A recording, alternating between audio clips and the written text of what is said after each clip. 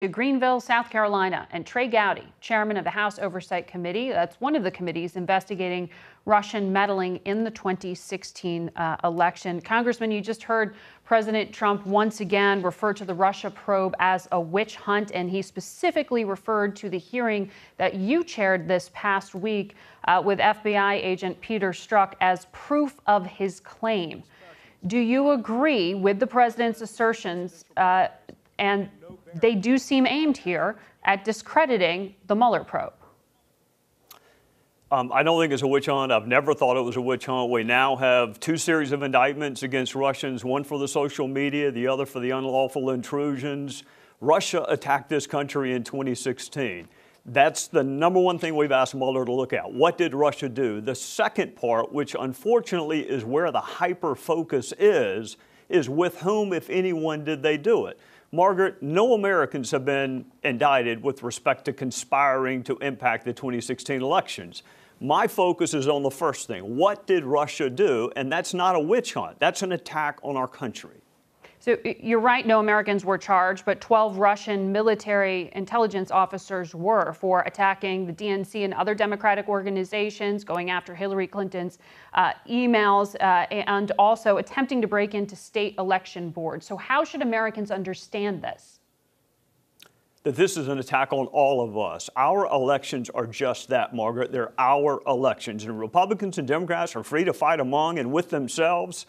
But that fight ends at the border. And I would ask the president to give some serious consideration. Your first request of Vladimir Putin needs to be, tell us which airport we can pick up the 25 Russians that tried to interfere with the fundamentals of our democracy. If you really claim you had nothing to do with it, then you should be as shocked as we were that your military was being used to impact our election. Tell us where you're going to extradite those folks, because an American grand jury indicted them for undermining our democracy. You have now heard over 20 hours of testimony from Peter Strzok, who was named by the president there. You also met with Lisa Page, a lawyer at the FBI involved with this. Friday, I think you're meeting with her again tomorrow. In your investigations, have you seen any evidence of an anti-Trump bias at the FBI?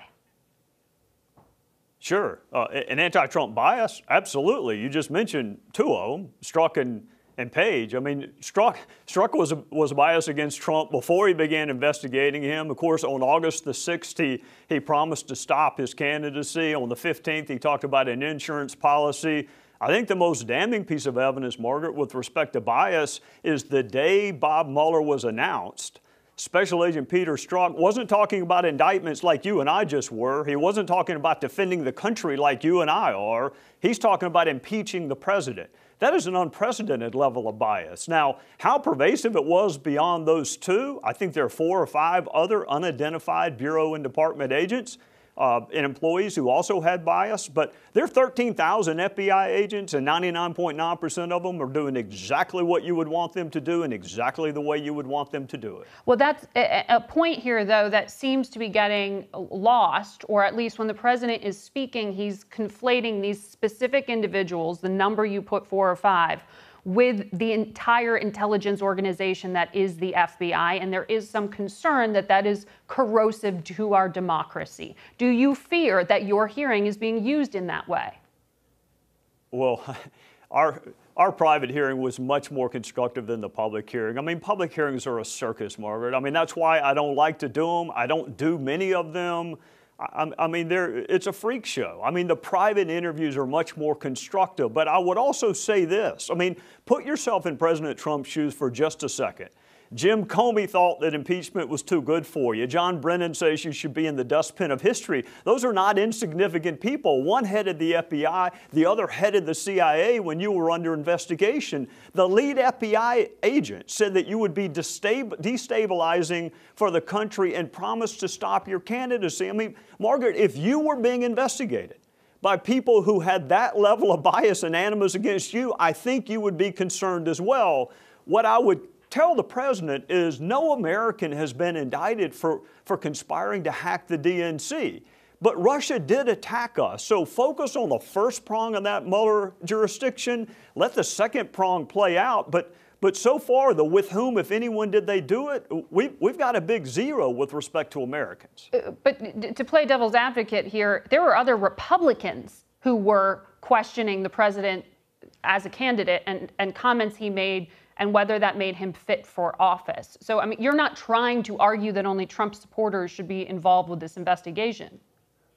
No, and thank God Republican candidates for president aren't in charge of counterintelligence investigations. I mean, put politicians in one heap. I mean, thank God we don't put them in charge of major investigations. Peter Strzok was supposed to be a counterintelligence expert. He was put in charge of the probe, and he's going from talking about stopping him to he hopes he resigns to impeachment.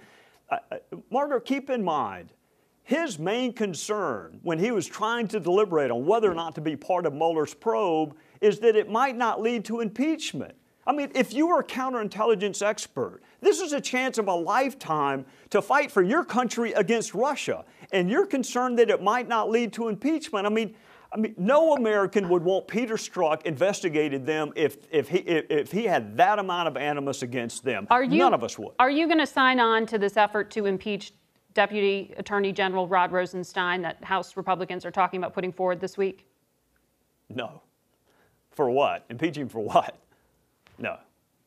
Inappropriate. I've had my differences with Rod Rosenstein. I talk to him quite often, privately, which again is a lot more constructive than the public hearings we have. He's a Trump appointee. So is Jeff Sessions. So is Chris Wray. If President Trump is dissatisfied with Rod Rosenstein, he can fire him with a tweet.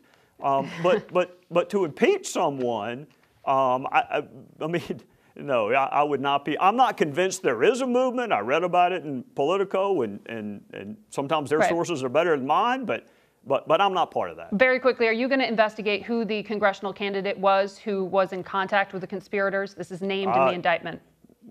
I would love to know who that was, so I hope you'll investigate it. I'm going to try to find out who it is. Now, this is an unindicted. I mean, that's important. Whatever this person didn't rise to the level of criminality. But I am incredibly disappointed that any member of Congress would reach out to WikiLeaks or Julian Assange or Lucifer and try to get dirt on a Democrat. That is very disappointing. I don't know who it is, but I'd love it if you or I found out who it was. All right. Well, when you find out, get back to us, Congressman. Thank you very much for your time. We'll be back in 1 minute with a lot more Face the Nation, including conversation with the #2 in the Senate, John Cornyn. Don't go away.